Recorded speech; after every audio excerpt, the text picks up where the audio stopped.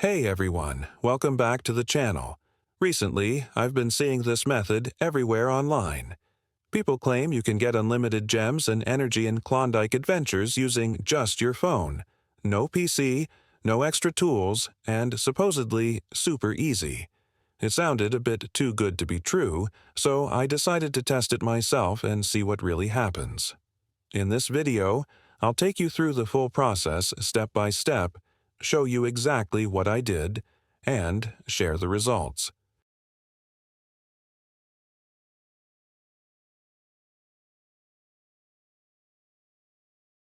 The first thing the method asks for is your player ID.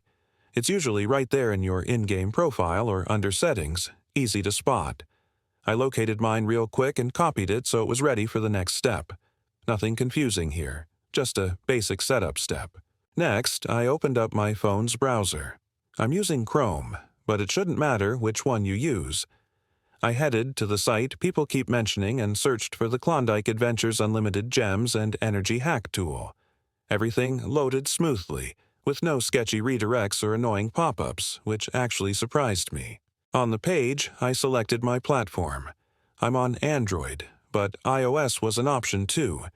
Then I pasted in my player ID and made sure everything looked correct before continuing. After that, I was asked to choose how many resources I wanted.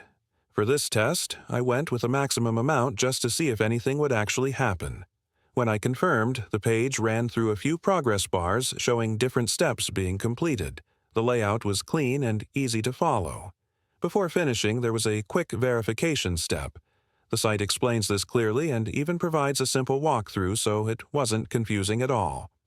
I already completed that part earlier, so let's skip ahead to the results. To check if it actually worked, I opened Klondike Adventures again and looked at my gems and energy. The extra resources were already there.